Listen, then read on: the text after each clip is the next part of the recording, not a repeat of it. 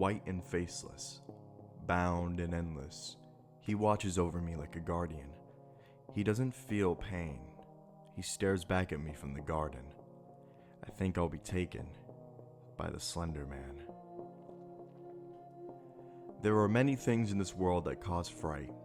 The paranormal, extraterrestrial, kaiju and titans, and so many more. However, there are some things in this world that are completely unexplainable. Whether they cross the lines between fiction and reality, they will haunt us until the day we die. On this day, November 23rd, one man would have never expected to encounter such a thing. Oliver Wagner. He's a man who is described best as being great at his job and not much else. While this would cause a scare for most, since his job was being a detective for the Colorado State Police Department, most didn't seem to mind. Day in and day out, he clocked his hours, stuck his face deep into his work, and pursued only that until the day was through. It was a nice and neat schedule he kept himself privy to, and though his blonde hair may be shaggy, his clothes somewhat wrinkled, and his facial hair patchy, he still did his job exceptionally well. He didn't always like what he had to do, however, having to help solve some murder cases or even in rare circumstances helping the community look for a missing person. It wasn't like his heart was null and void of emotion. His mind and efforts just came before it. After all, if he were to get in his own way, it could cost everyone a lot of time. And even in some instances, his own life. Oliver, today, walked himself into the building, his mouth having exhaled all the smoke from inside his lungs, both hands now resting in his beige jacket pocket, and as he walked closer to his desk, which he could see from quite a ways away, he was stopped by a man with a handlebar mustache. With his hair slicked back and his clothes neatly done, he put on a big gleaming smile in front of the detective. Perhaps this was a show of bravado, or genuine kindness. Only time could tell now. "Mr. Wagner, just the man I wanted to see," he said, patting his chest with a file in his hands. "Captain Byers, good to see you. This a new case file?" The man across from him nodded, grabbing onto his shoulder firmly and looking toward the rest of the department. His voice went from a loud confidence to almost a whispered silence. "Look, I could hand this case off to any of these rookies and let them take their first missing persons case. But this one's more sensitive in nature, and I figured I could count on you to handle this, right?" "Right." And without giving Oliver a chance to speak, the man began to walk off, his hands firmly placed at his hips. Strands of blonde hair drooped onto Oliver's face, one of his hands moving up from the case file to his hair, moving it out of the way. He began to wonder if this case had been expedited, looking around at all the other desks that had minimal files on them. Did the captain really believe that he was the best man for the job? It wasn't the first time this had happened, but without any further questioning, the detective walked himself over to his desk. As his bottom half made contact with a small office chair, it began to creak, groan, moving back slightly. He opened up the blue folder, being met with the face of a small boy, his hair neatly cut, black strands gelled over, a red sweater vest placed over a white button-up, and so many more things that Oliver noticed. Off the cuff, he noticed the name of the boy as well, Jonathan Ross. This struck like a javelin through his chest, realizing exactly what the captain had meant before. Jonathan was a special kid, not because of any talents or skills, but because he was the son of the mayor in their town. Instinctually, alarm bells began to ring in his head. This kid either got lost or was taken by someone, and if he was taken by someone, then what was the reason? There were too many questions floating around in his head at this time, so for now he decided to continue reading the file. Name, Jonathan Ross. Age, 10. Height, 4'3" feet. Weight, 91 pounds. Last seen at Pike National Forest Hiking Trail, March 26, 2013. Other identifying information. Black hair, pale skin, blue baseball cap, small sunglasses, and a dark green backpack. Now, it seemed that he was at a crossroads. There could be many different ideas about what happened to this boy. Of course, there are missing person cases that happen on hiking trails, but all of them have different stories. As he placed the file down, he fished his hand into his pocket, pulling out a small black flip phone.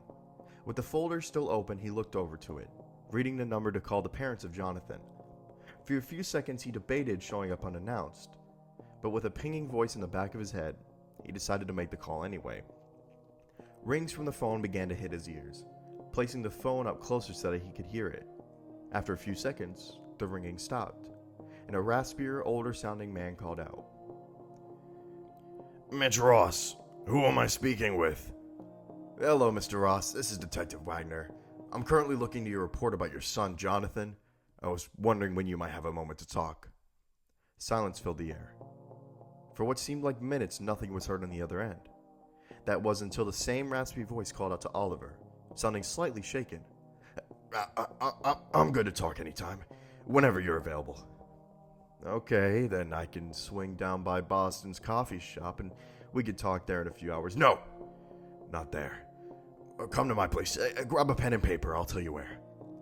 Oliver was familiar with the occasional suspicious suspect, but something about this made him curious. Normally, in times of crisis, figures such as Mr. Ross preferred to be in the public sphere, assuring the masses that everything would be okay. However, this seemed entirely different. In the end, it only made him want to get started as soon as possible. I'm listening. With a pen and paper in his hands, he waited intently. 5304 Piermont Drive. The pen glided swiftly across the paper, each number being written down. Once he finished, he looked up with only his eyes, furrowing his brows before calling out to the phone, which was placed between his ear and shoulder. Okay, I can be over shortly. Thank you, Detective. Then I'll see you soon. Without another word, the line was disconnected. Oliver placed his phone down gently onto the desk, scratching the fuzzy hairs on his cheek as he did so. Something about his tone piqued his curiosity. It could always be that he was just a frustrated father who lost his son. Or there could be something underneath the surface. Only time could tell now as he reached over to one of the drawers, pulling out a journal and closing the drawer back. The journal was made with leather, having telltale signs of wear and tear from the years of use. A thin rope string was tied around this journal, almost a vain attempt of keeping it closed. His fingers began to tap on the leather a few times, his mind racing with thoughts about this meeting. Was this case going to be a simple one? Or could this be something more? If the trees could talk, he would certainly be able to get his answer. But alas, he would have to wait until the meeting with Mr. Ross to find out what was happening. He decided that, for now, his best course of action was to get situated into his car and get a move on with the day. So, after walking outside of the station, his journal in hand, his body shifted slightly left. In that direction was a parking lot, the ground slightly moist with the rain that was drizzling. There were a few police cars stationed out front, but there was one off to the side that Oliver took particular interest in. It was a 2000s hatchback, the colors radiating from a decade past, yet still it seemed to be in perfectly good condition. Well, maybe not perfect. As he walked closer to the car, he pulled keys from his left pocket, placed them into the keyhole in the driver's side door, and opened it up wide. On first inspection, the inside seemed to be in good condition, having a cloth interior for the seats, though once he sat on top of them, it was easier to tell that this car had years of wear and tear. There were some slight tears and rips into the seats, scratches or random stains on the dashboard, and etc. It wasn't the worst car to be inside, but it was nowhere near the best either. After a few seconds of waiting, he placed the key into the ignition, cranking it up only to hear a whirring sound in return. Pulling back the key in frustration, the detective sighed and leaned his head back, waiting a few seconds before trying again, but it was to no avail. So in frustration, he hit the dashboard a few times, and just like that, the car began to crank up. Perhaps this is where the scratches and indents came from, but it was something he wouldn't tell anyone else. A reserved man like him had no place revisiting old emotions, or even new ones that arose. Instead, he kept them buried beneath the surface. It was easier to do things that way. In his mind, he figured that if he let himself feel through these things, then the work may never get done.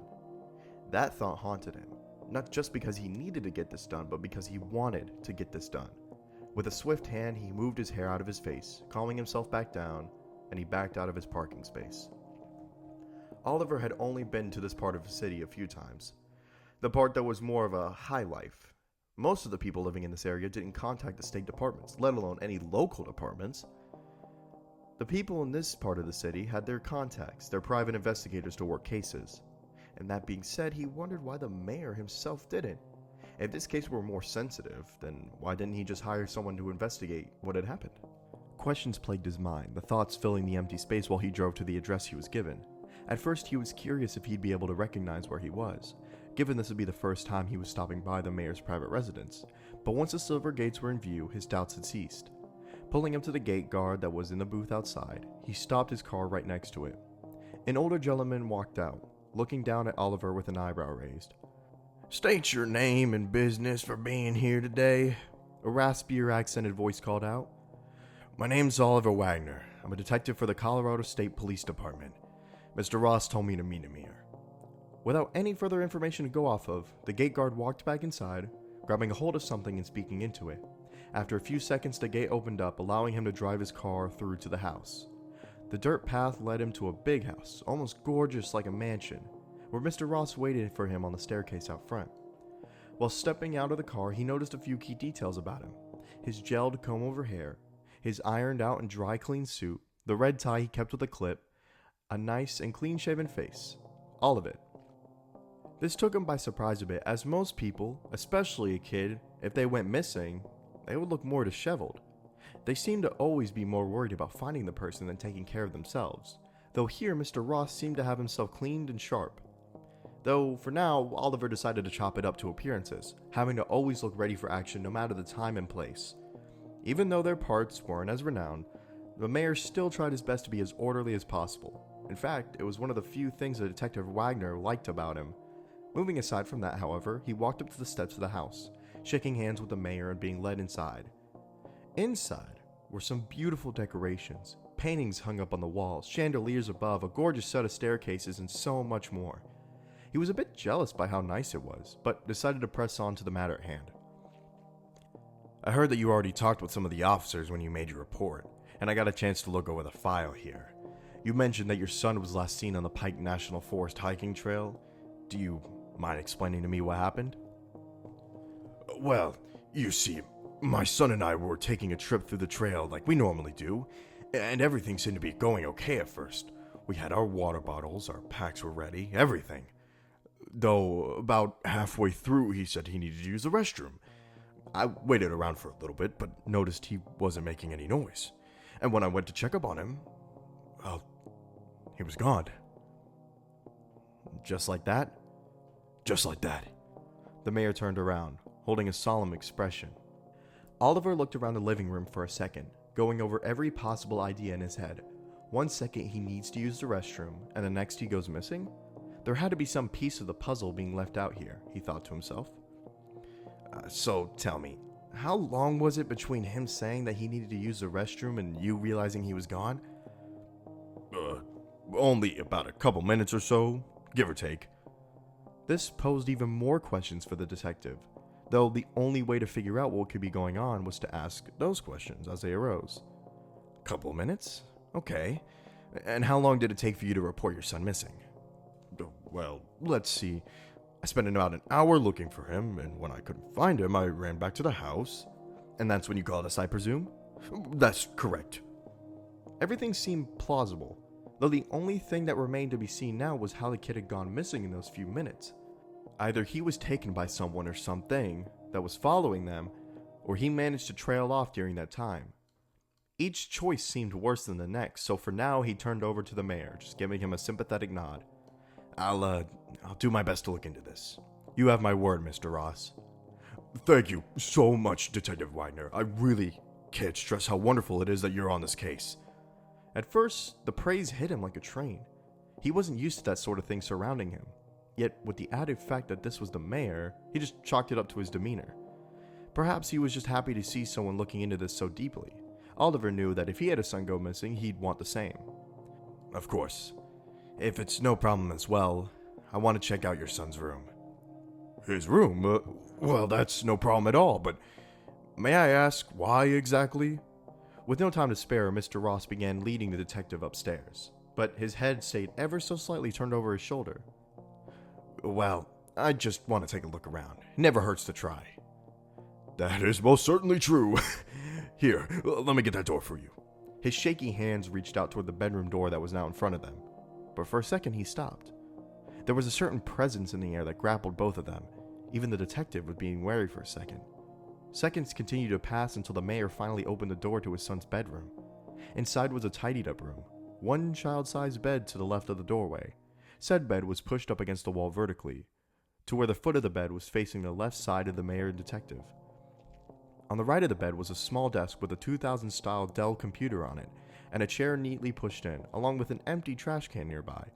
With all this in mind, Oliver walked further into the room, shifting his body over toward the mayor. Something seemed off about this room and he couldn't quite place his finger on it.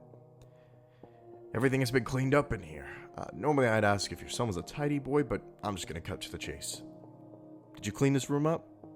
The mayor, taken aback, held a face of surprise and shock. It was unclear at first if this was an astute observation, or outraged by his question. Well, not much at all, only the trash can and the inside of the desk is all. But how exactly did you guess that? No words were uttered at first, before the man walked himself over to the desk and pointed at a dark stain on the desk near the trash can. Judging by how big the stain is and that it's splotched, Rather than a perfect circle, that indicates that he ate some kind of hot plated food in here. My first thought was that maybe he preferred to eat in here than bring the food down, but after seeing this, in no time he picked up the empty can, showing it to the mayor, who can now see crusted food stains toward the bottom. It's pretty obvious. Oliver finished his statement, a slight sarcasm at the tail end of his voice. The mayor could only chuckle nervously and nod in response, still waiting over by the door before continuing on for some time. Now, unless you're worried about some infestation, I feel like there's another reason you cleaned out this trash can. What was it, Mr. Ross? For a little bit, he couldn't answer the detective, only being able to walk out of the room and back into his own. Oliver watched him exit through the doorway, and being the curious man that he is, he followed into the hallway. There was a suspense filling his body. What was going on with him? Could he not take the grief anymore? Was he too disheartened with what he had said? It seemed that none of those were the case, as Mr. Ross came back with a small Ziploc bag filled with crumpled up pieces of paper.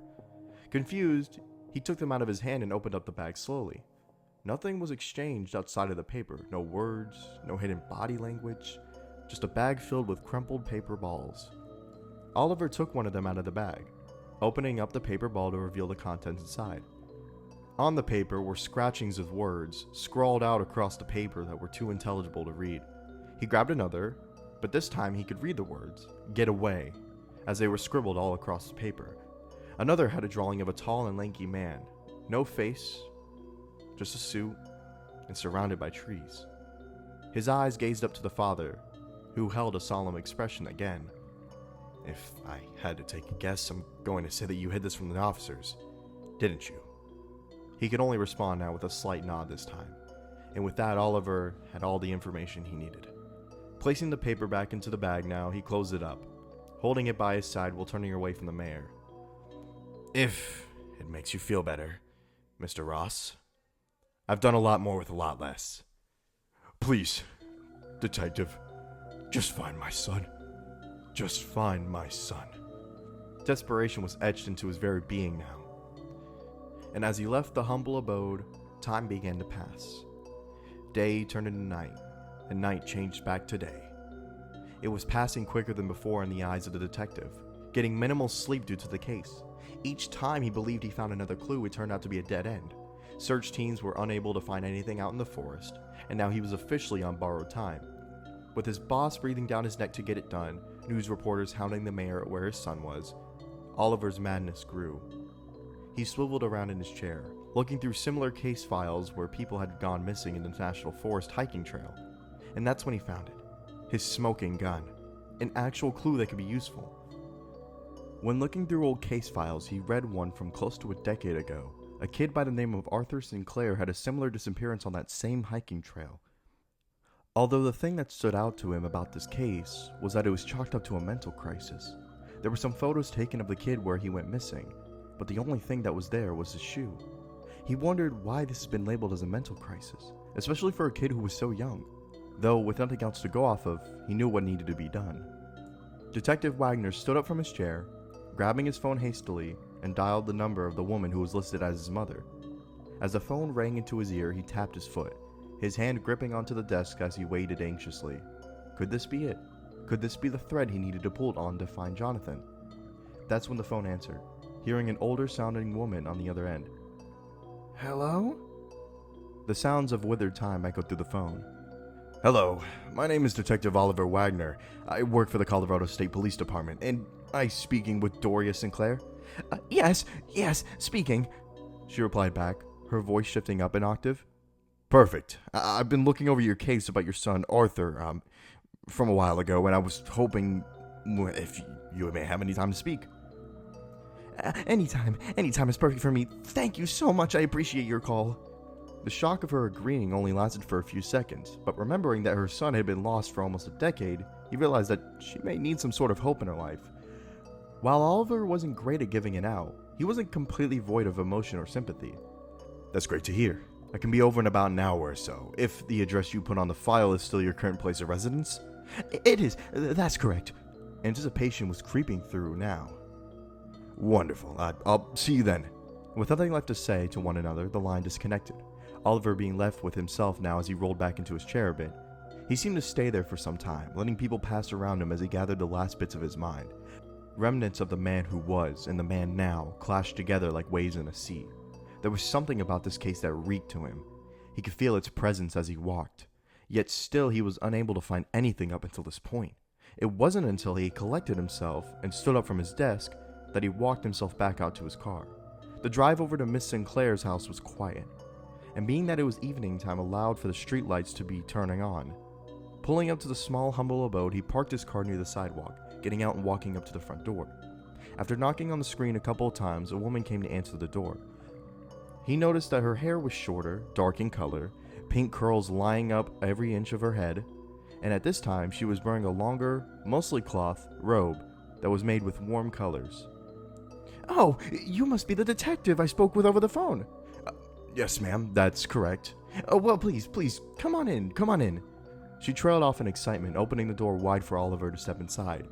Once he did, he could see that the state of her house was not in the greatest of conditions, though not the poorest either. The furniture was surely odd, the television was still somewhat static, walls lined up with old paper, yet everything was still kept up nice and clean. Is your husband around anywhere? Anthony Sinclair, I think it was? Oliver asked with slight confusion in his voice.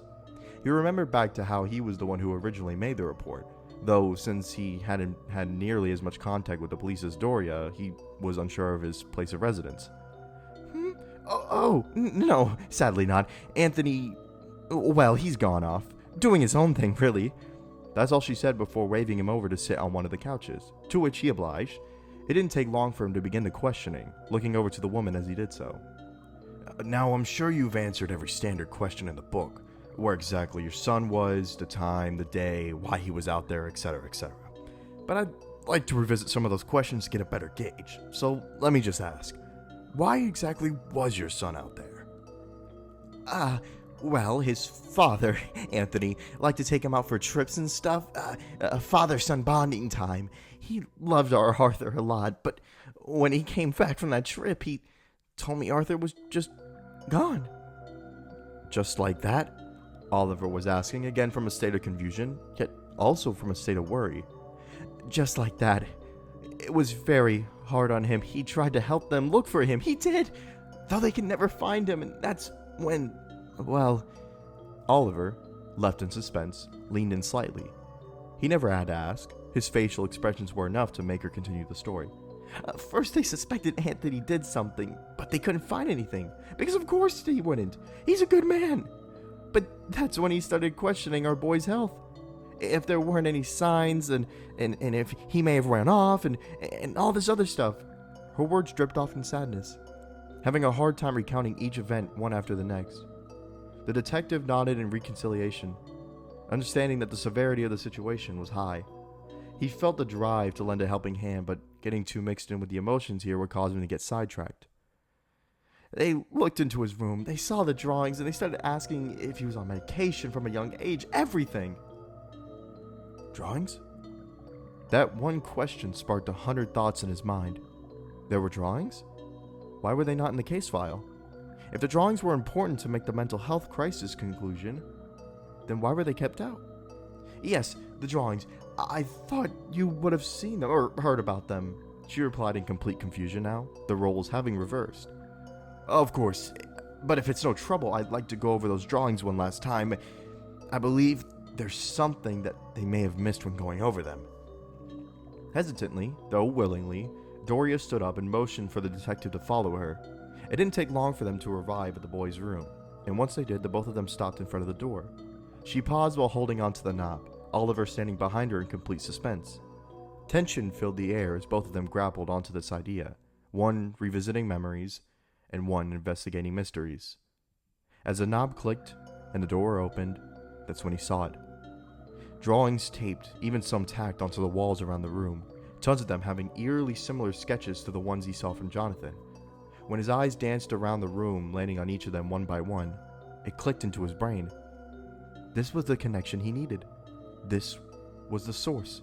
Someone, or rather something, seemed to be at the root cause of this, because one paper in particular caught his eye. His hand slowly reached out and grabbed onto it. He looked at the faceless, scribbled man onto the paper. I'm not sure what could even be made of all this. I didn't even know that Arthur had been doing this until we looked into his room. So you were unaware that your child was drawing all this? Doing everything in this room?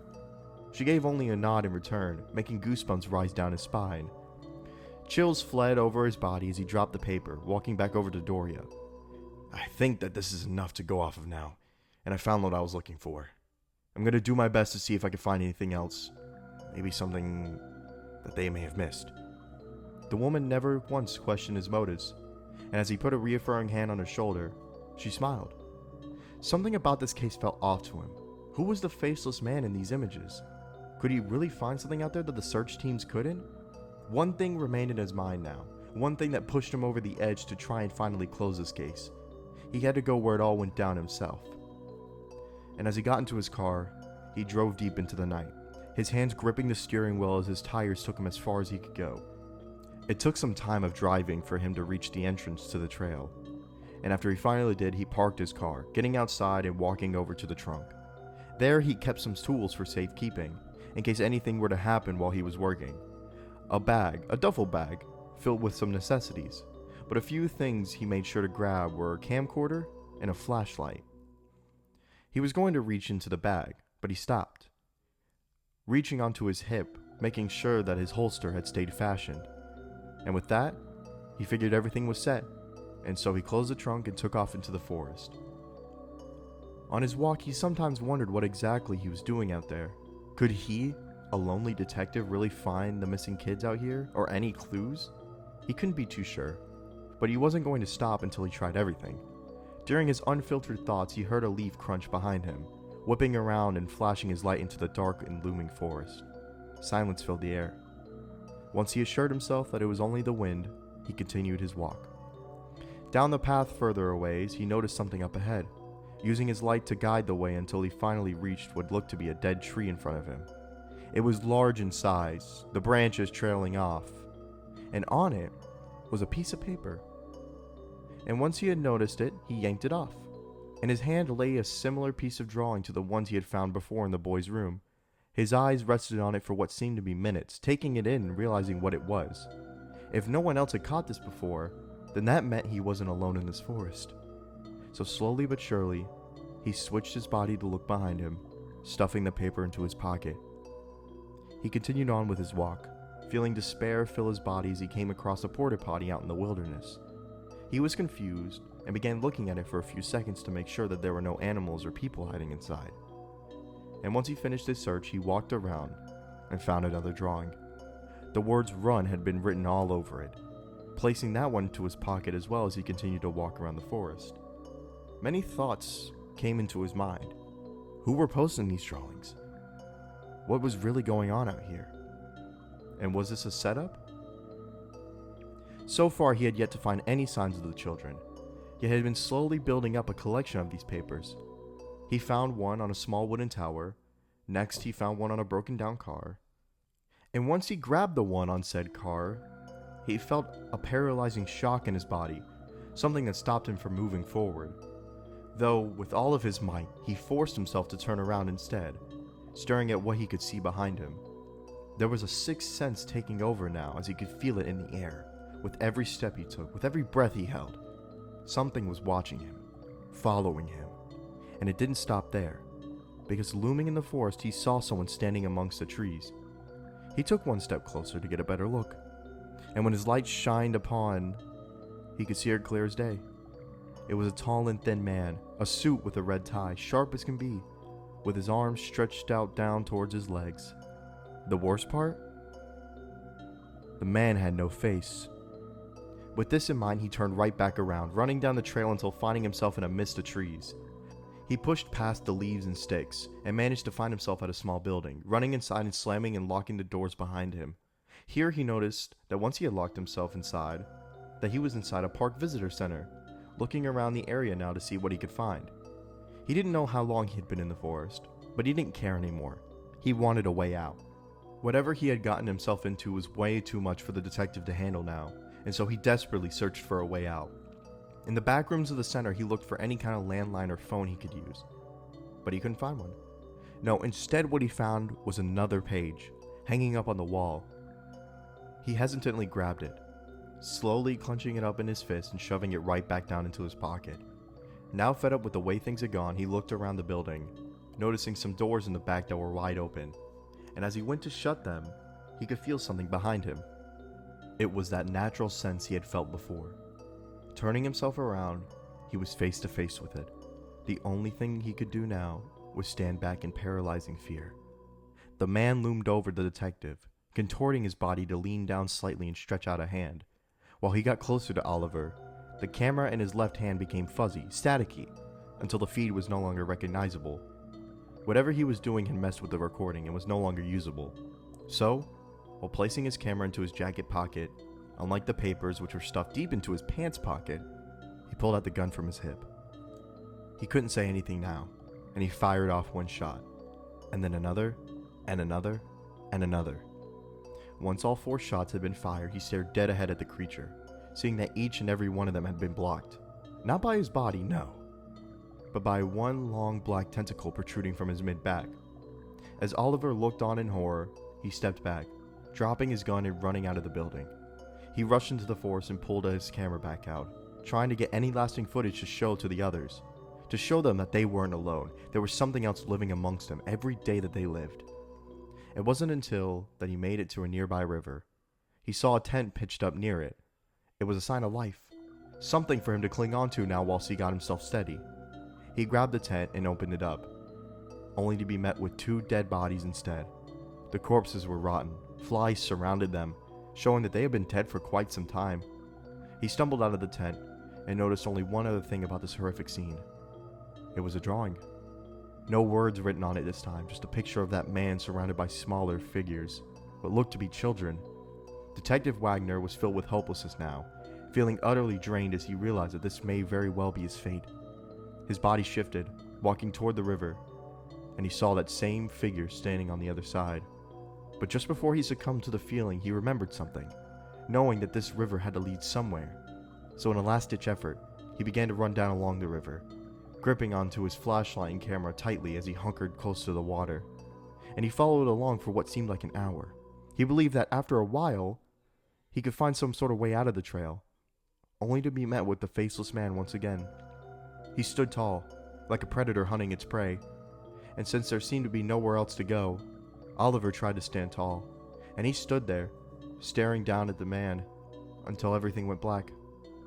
Flashes of him running through the forest played in his mind, like he was still mentally on that trail, until he awoke. Laying in a hospital bed now, he looked at the nurse who was looming over him, and for a second, he could still see the sight of the Slenderman above him. The detective let out a horrifying scream, shuddering himself away from the woman, which is when multiple other doctors and nurses rushed in to calm him down. They tried to get him to recount the events of what happened, but no matter what, all he could tell them about was the Slenderman, what he looked like, what he had done, even the pair of the dead bodies in the tent that was down by the river, all of it. But each time, the department came up empty, and soon enough this event was just chalked up to another crisis. Oliver spent his days trying to find any piece of evidence he could, though with each passing hour he spent in his apartment room, he went more and more mad. One day he believed, no, he knew, that he would find him again. He would get the proof of his existence. He knew that something happened in the forest on that night. He knew that one day he would find the Slender Man.